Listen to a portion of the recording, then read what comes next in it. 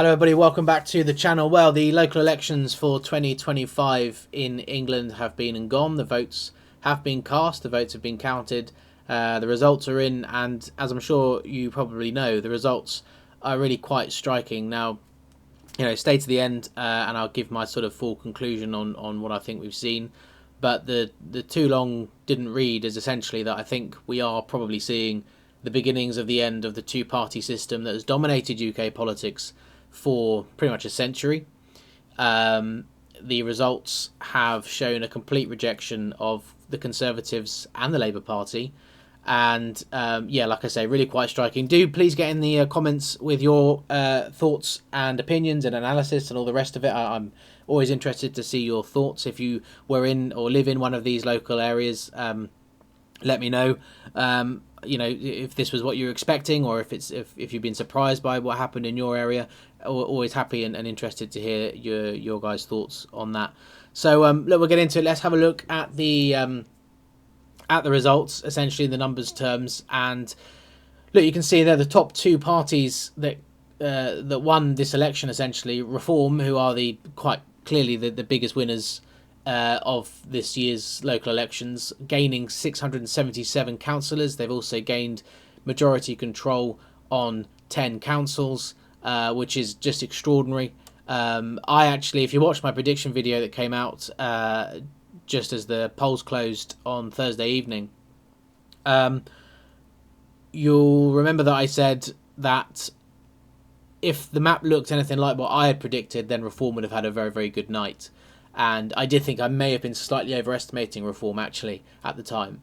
As it happened, I underestimated them, and I actually overestimated the Conservatives. Now let's jump straight to them then. You can see the Tories end up with 319 councillors.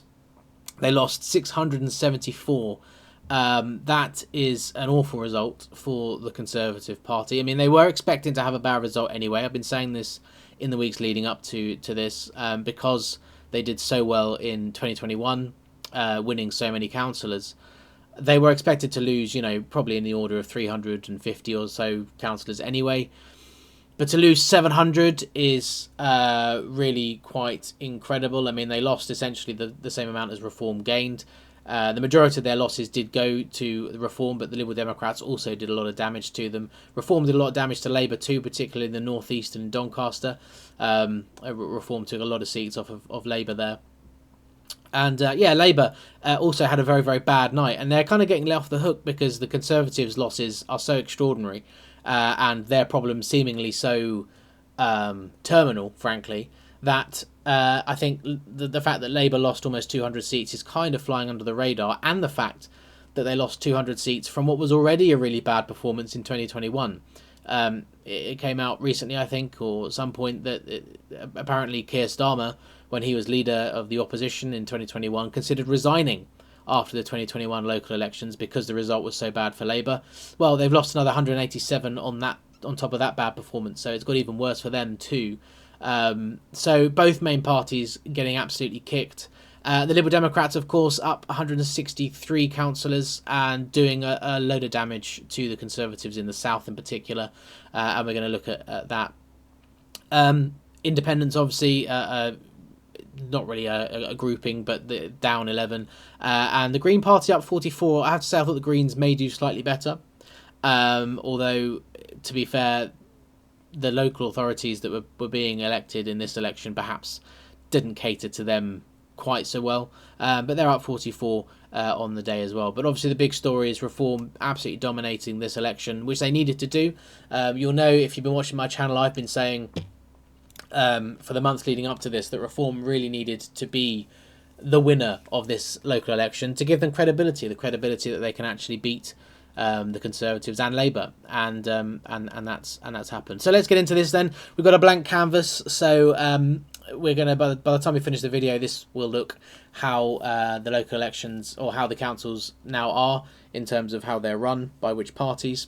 To remind you of the rules of the map, the darker colour means that that party controls the council. Controls the council with a majority. The lighter colour means they are the largest party on that council. So let's get into it. Remember, there's 23 councils here. going into this, after 2021's elections, the Conservatives had majorities, and I think it was 15 or 16. They have lost all of their majorities. They are no longer the majority leaders on any councils whatsoever. Underlining, I suppose, underscoring how bad this has been for them. They are still the largest party in Buckinghamshire. So they managed to hold on there, but again, the Liberal Democrats did a lot of damage to them.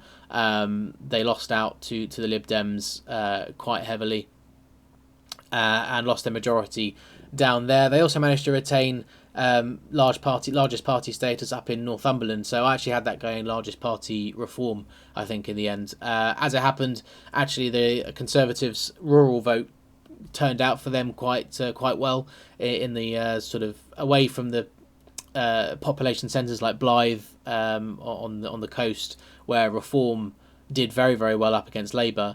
The Conservative vote did actually turn out in the shires, sort of in the country, in the rural areas for them. So they managed to retain largest party up there. But that is it. That is all that the Conservatives have in terms of controlling councils. Largest party in Buckinghamshire and largest party in Northumberland. Just frankly a tragic, really tragic result. Really, really bad for the Conservative Party. Moving on then to the Liberal Democrats. Now they had a good night. Now I said in my video that I wondered if they wouldn't quite be able to take over Cambridgeshire Council. Well, I was absolutely wrong. They did. They have a majority in Cambridgeshire now. They again just killing the Tories, particularly in the south of the county.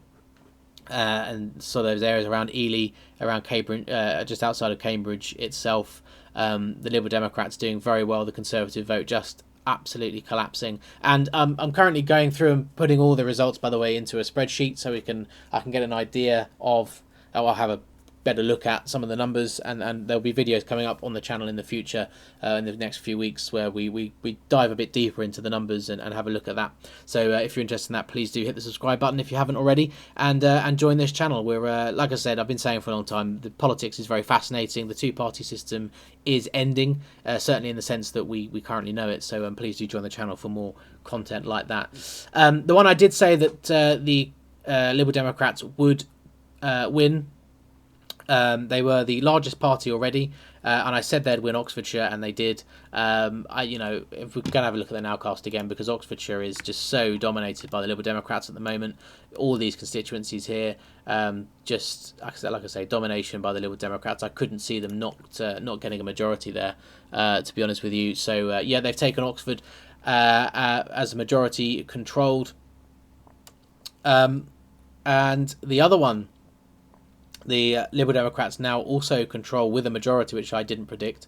I did have them as the largest party, I believe. But Shropshire, they managed to take Shropshire, again, at the expense of the Conservative Party, underscoring again that the Tories just losing votes on all fronts, really, to the Reform Party that we're going to see in a minute, across the board, and in these specific areas to the Liberal Democrats. Really, really bad. But the good news doesn't stop there for the Lib Dems, because they managed to gain 3 councils with these majorities, but they're also the largest party in Hertfordshire. That one surprised me. Well, I suppose surprises. I'm not necessarily surprised. I'm surprised. I'm not shocked. Is probably the way of saying it. Actually, I'm not shocked. I'm a bit surprised. I thought the Conservatives, similar to Buckinghamshire, would manage to just cling on to their largest party at least, but not so. I haven't actually looked at the results for Hertfordshire yet in much detail, so can't give too much of a rundown. But yeah, Liberal Democrats have taken it away from the Conservative Party. They're now the largest party in Hertfordshire. They're the largest party in Gloucestershire, which we expected would be the case. Not necessarily surprising there. What was again surprising is they're the largest party in Devon. Yeah, they even managed to take Devon away from the Tories. Like I said, I predicted in the video.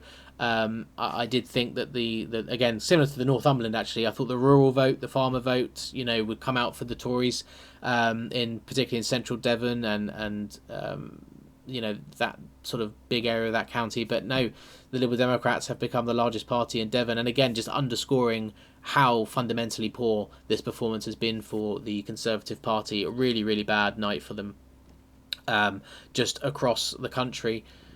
And lastly, for the Liberal Democrats, and again, it's another one that was very safe Tory. Is Wiltshire. The electoral calculus poll had the Tories retaining Wiltshire with a majority. Not so. Obviously, we know they haven't retained anything with a majority, but they've been booted out as the largest party in Wiltshire as well. So Liberal Democrats now the largest party in Wiltshire, and you can just see, look, the damage already that's been done. Bearing in mind all of these counties that we've just highlighted were blue in some fashion. Sorry, beg your pardon. Oxfordshire and Cambridgeshire weren't, but with the exception of those two, I think all the others were blue with some description, with the Conservatives being majority or largest party, and they've been wiped out in these areas, and really, really bad for them. It underscores underscores half the problem that the Tories have, which is that they're just bleeding support to the Liberal Democrats, and their vote is not coming out for them at the moment. So there's the Liberal Democrats. They had a very good night. Like I said, we're going to look a bit more detail in future weeks, looking at where they've won and where they've done particularly well. But you can just see on the map that there's a lot more orange than it was going into the election. So a very good night for the Liberal Democrats, but nowhere near as good a night as Reform had. Now, like I said, when I did my prediction video, I called quite a few councils to go with majority control. And some of them I was actually pretty confident in, so I'm going to start with those. I was very confident that this Midlands belt would go Reform. You just using the nowcast, it seemed obvious to me that if Reform's vote turned out, if people actually went out to vote, then they would win. And look, they did. They took Lincolnshire, they took Nottinghamshire, they took Derbyshire, they took Staffordshire. The results in Staffordshire were absolutely incredible. I was watching them come in. I stayed up most of the night on Thursday night, Friday morning, and the seats coming in for Staffordshire was just remarkable, just one after another falling to Reform. They are by far the majority leaders on Staffordshire Council. I think probably on most of these actually, but I've looked at Staffordshire in a bit more depth. And they've just absolutely obliterated the Conservative Party. I forgot to mention with the rules of the map as well, sorry, Reform are purple for the purposes of the map, just because it's easier to distinguish the colours between Reform and the Conservatives. Not that it would have been too much for a problem, because there's not much Conservative blue on the map at all. But anyway, so Reform through this Midlands belt have just absolutely dominated. The Conservatives have been wiped out, actually, pretty much in these councils. They have been reduced to single figures, and low single figures at that, councillors on these councils. And I think that's the problem the Conservatives have. It's not that just they've not just lost these majorities and this leaderships on these councils. They've been beaten so badly they've become essentially irrelevant on these councils. They're an irrelevance, with the exception of Buckinghamshire and Northumberland, where they are still the largest party. Everywhere else, they've been reduced to the fourth, sometimes I think even fifth largest party, or maybe third largest party, and the scale of the damage of this election is really bad for the Conservative Party. So yeah, the Reform swept through the Midlands. They also did manage to become the largest party in Warwickshire, which is one that I also called. I did say Warwickshire. It was hard to tell really. I mean, that northern part of Warwickshire, if you remember, if we looked at the nowcast, the northern part of Warwickshire near around sorry, I keep zooming the map in and out. The northern part, North Warwickshire and Bedworth and Nuneaton, very Reform. Then you come down to Rugby, and it's like a 3-horse race: Labour, Reform, Tory. And then Kenilworth and Southams still quite safe Tory. Warwick and Leamington, Labour, and Stratford-on-Avon, Lib Dem. So it's quite diverse down in the south. But look, Reform's vote turned out. They are the largest party in Warwickshire. They also are the largest party in Worcestershire, which again, I'm not shocked. I'm a little bit surprised. Actually, I'm not surprised with how the result went. It was quite clear from early in the night that the Tories' vote had just collapsed. My theory for putting Tory as the largest party in Worcestershire was that I thought their support in the west of the county, where they're still kind of strong, according to the nowcast anyway, still doing okay. I thought that their vote may hold up enough just to keep them as the largest party. But it didn't happen. Again, Tory vote collapsed. Reform top. I think even the Liberal Democrats are second. This is what I mean. Tories reduced to third, fourth place. Yeah, really, really damaging. Leicestershire, the Reform Party are the largest party. Again, I thought Tories would be the largest party here, with a bit of still according to the nowcast, at least still the robust support kind of in the south of the county, or at least some of the constituencies around the south. But I did also say, Reform are doing well. Northwest Leicestershire, I think South Leicestershire, the constituency itself, is actually going Reform too. But again, the Tory vote just collapsed, and Reform have capitalised on that. And they're the largest party in Leicestershire, which was the one one of the ones that surprised me the most, similar to Hertfordshire, I suppose. But when you look at the night and total, like I say, with the Tory vote just absolutely capitulating, not overly surprising. So I said Reform, I think I said they'd be largest party in North Northamptonshire. Well, they got majority there too. They also got majority in West Northamptonshire, where I said the Conservatives may be able to cling on to largest party status there. Look, we looked at the constituencies. Reform are doing pretty well. They're leading, particularly in the North Northamptonshire constituencies. They are leading in the nowcast, but not by too much. The margins are quite narrow. As you come across to West Northamptonshire, there's a bit more Tory support, which is why I thought the Conservatives may be able to cling on to their largest party. But again, just domination. And you can see there, just the picture, Reform just dominating Middle England. And the sort of contrast in the picture is that you've got this domination of Reform in the sort of Midlands, and then as you come further south into the southwest and the southeast, that's where the Lib Dems take over, and there's nowhere for the Conservatives to exist. They're getting squeezed out of the picture. Kent went to majority Reform. We expected that. We've spoken quite a lot about Kent in the videos on this channel. They're very strong down there, especially in the Thames Estuary area, the constituencies around the coast. Very, very strong for Reform, so I wasn't surprised or shocked to see Kent go Reform majority. Another one was Doncaster. This seemed to take the press by surprise. To be honest, I thought it was quite obvious. Again, just looking at the nowcast, Labour support in Doncaster and indeed in South Yorkshire is just capitulating entirely. It's swinging away to Reform at an incredible rate of knots. And we looked at the nowcast. In fact, let's look at the nowcast again just to get the picture of this. As we come up to Doncaster, look, there it is. There's no red. There is no red out. You come up to Sheffield is where you get the red. This is Sheffield down here, and as you move north and east out of there, the red disappears. And this is incredible. Bearing in mind that these constituencies where you see all that light blue, this area all round here, this is where a lot of the cabinet ministers sit. Yvette Cooper's in there, John Healey's in there, the Defence Secretary, Ed Miliband, who is of course Doncaster North, he's in there. This is his constituency here. It's currently going to Reform by about 2%. And look, just looking at that picture, I wasn't at all surprised to see Reform take Doncaster Council. Royal Marshal Conisbrough falls just inside of the Doncaster Council area too. They're 12% ahead there, ahead of John Healey, the Defence Secretary. It's just remarkable. So I wasn't at all surprised that Reform did win the council. I was surprised that they didn't win the mayoralty, actually. Labour's candidate just held on. It's a very slim margin, but the Labour mayor retained her post. Another one that I called was Lancashire. Lancashire went to the Reform Party, definitely didn't go to the Conservatives. And again, using the nowcast to back us up, look, to me it just seemed kind of obvious. Look at all that blue, light blue around here in Lancashire. Now there's a bit more red here as you move up into Lancaster and Wyre and Morecambe up the top here, but look, you can see the margins are coming down. 3.7% in Lancaster and Wyre. In Morecambe and Lunesdale, it's a toss-up between Reform and Labour. So it seemed obvious to me that Reform have all the momentum in Lancashire. And as you move into the south of the county, I'm sure you can see there all of that blue. Obviously not all that blue falls within Lancashire Council, but down here to Hyndburn and Burnley and Pendle and Clitheroe, Rossendale and Darwen, the sort of the more eastern part of this constituency, sort of down here, is all within the county council area. Yeah, it seemed obvious to me, to be honest with you, that Reform would at least do very well. Perhaps they, I was, like I say, quite bullish Reform the other night, so I put it as a majority. I could have put it as largest party, but I don't know. I had the feeling they were going to do very well up there, and they have done. So another one that goes Reform, and their last majority was County Durham.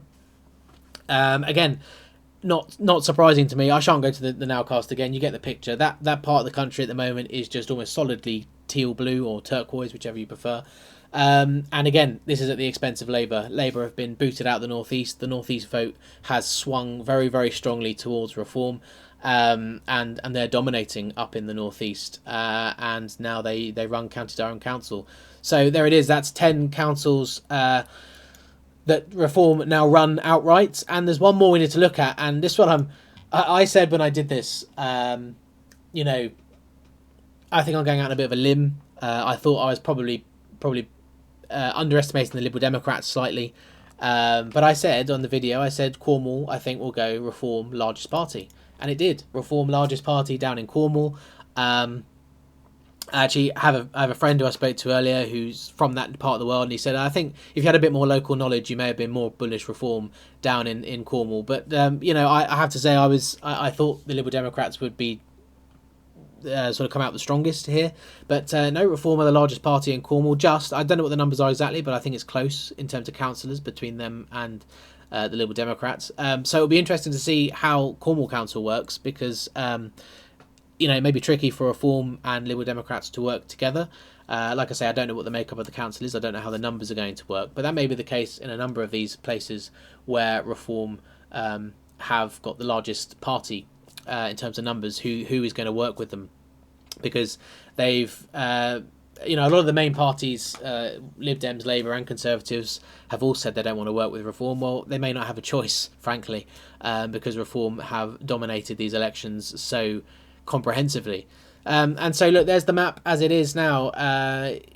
Look, you can see the Conservatives have been wiped off the map. So what do we conclude from this? Well, firstly, let's take into perspective that, okay, you know, it's been a very, very bad result for the Conservatives and for Labour, but not all of the county councils in the country and unitary authorities in the country were being elected in this election. Of course, there are a number that should have been being elected, and I've made my views on that very clear, why of them being cancelled.